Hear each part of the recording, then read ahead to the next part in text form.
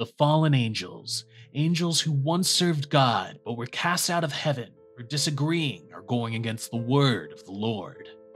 Now, when most people think of fallen angels, they think of Lucifer, the angel whose pride made him challenge God, only for him to be cast out of heaven and into hell. Well, I'm here to tell you that there are more fallen angels than just Lucifer. No, there are numerous different versions and texts that reveal more fallen angels, such as Samyaza, the leader of the Watchers, a group of angels who descended to Earth and began to sire half-breed children with human women. Another is Azazel, the fallen angel that taught humanity the forbidden knowledge of warfare.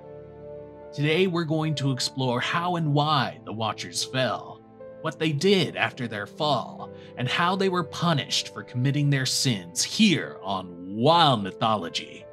Before we dive in, let me introduce you to the Angelarium, an incredible collection of original angel art, poems, and stories crafted by Peter Moorbacher. Peter's unique art approach refrains from giving angels facial features, emphasizing their egoless nature and personifying them as embodiments of concepts such as rain, memory, and vengeance. The Angelarium offers 2 books, including the captivating Book of Watchers dedicated to fallen angels, featuring stunning artwork and an original narrative exploring their experiences on Earth from their point of view. In fact, every image in today's video comes from the Book of Watchers, so I highly recommend visiting angelarium.net, and if you're considering purchasing the books, use my discount code WILD Mythology for a 20% discount off any purchase. For those interested, you can find the link to the Angelarium website and discount code below. Now, let's turn to our story, beginning with the fall of the Watchers. One of the greatest sources of fallen angels comes from the Book of Enoch, a compilation of Hebrew religious texts that were written somewhere in between 300 to 100 BC. While the Book of Enoch would influence New Testament writings and was very popular with Second Temple Judaism, it would lose its importance and be excluded from the Jewish Bible due to a combination of factors. One of these factors was the conundrum of angels introducing sin onto humanity, instead of humanity itself being the main source. As you're about to find out, the Great Flood that wiped out most of human corruption was not only the fault of mankind. Humanity was on the rise and had started to breed en masse. So God sent the Watchers, also called the Grigori, a group of dedicated and righteous angels to watch over and properly instruct humanity.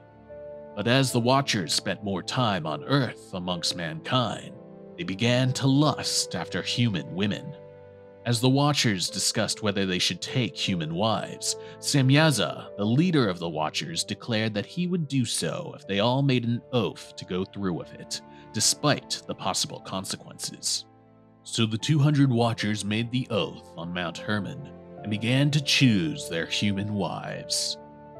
Of the 200 Watchers, 20 were chiefs, and while the wives of the Watchers became pregnant, each of the chiefs began to teach mankind secret and forbidden knowledge. Samyaza was the leader and trained mankind in magic. Hokabael educated them about the constellations. Barakael taught astrology. Ramael educated them on the secrets of thunder. Arakael showed humanity the signs of the earth. Denel spoke to them about revenge and judgment. Azazel trained them in invention. Batarael taught the secrets of rain. Yamael educated them about the day and how long it lasted. Shamzael spoke about the dawn. Zatharael taught mankind the signs of the sun. Armaros demonstrated and taught them about curses. Zachiel taught spells of protection. Tamael showed humans the secrets of hidden power. Ezekiel taught the movements and purpose of the clouds. Turiel whispered the secrets of the mountains. Bezaliel educated them about shadows. Ananiel showed them the secrets of nature. Saharael taught the phases of the moon. And then there was Azazel. Azazel, perhaps the most knowledgeable watcher, taught humanity the art of warfare, the art of making weapons and armor, and the art of deception. He taught humanity to indulge in their passions and desires instead of practicing self-restraint. And in doing so, Azazel began to make mankind turn away from God, thus igniting the beginnings of corruption and sin inside humanity. After some time, the wives of the Watchers began to give birth to the Nephilim, half-human, half-angel children that were sinful, savage giants that brought lawlessness to the earth. As more and more of the Nephilim were born, these giants started spreading through the land, devouring crops, men, and women. Soon all this destruction came to the attention of the heavens.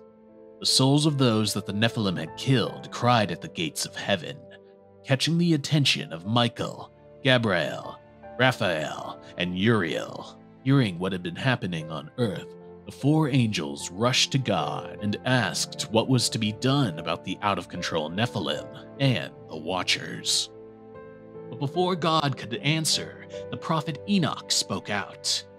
Enoch was a mortal man who was loved by God and so had been invited to the heavens to learn of God's wonders. Enoch petitioned to God to show mercy and allow the fallen angels a second chance to repent their actions. God agreed and so sent dreams to the Nephilim, warning them of endless rain and a humongous wave. Enoch himself even spoke with one of the Nephilim, warning them of God's punishment if they did not repent. But when the fallen angels and the Nephilim met in council, they decided that they'd rather live in defiance than follow the rules of God. When Enoch heard this, he closed his eyes in sadness as God proclaimed that the Watchers had fallen far from his ideals. As punishment for leading humanity astray and causing corruption throughout the earth, God ordered Raphael to find Azazel, bind him in metal chains, and throw him into the pit of darkness. God then declared that Azazel would suffer in darkness until the final judgment day, where he would be hurled into the pit of fire.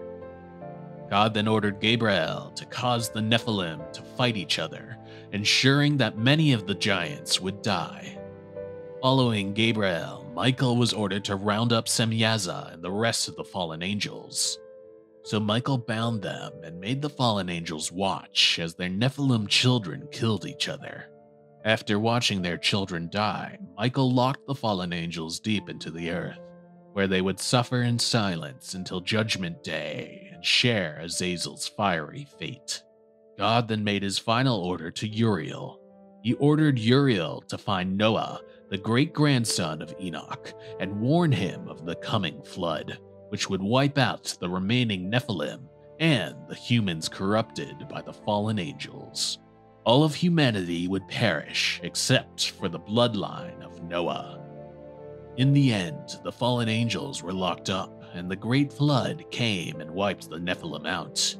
In some versions of the myth, the spirits of the Nephilim lingered after their destruction to torment humanity until Judgment Day.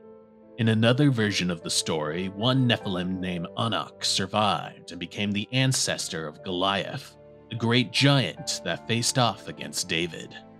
The epic narrative of the Watchers stands as a riveting saga, often regarded as the cornerstone of fallen angel lore. It's through the ancient and sacred texts of Enoch that this compelling tale has echoed through history, casting its shadow over other religious narratives. Notably, it has left its mark on stories of diabolical figures such as Satan and Lucifer, shaping the very essence of our understanding of fallen angels.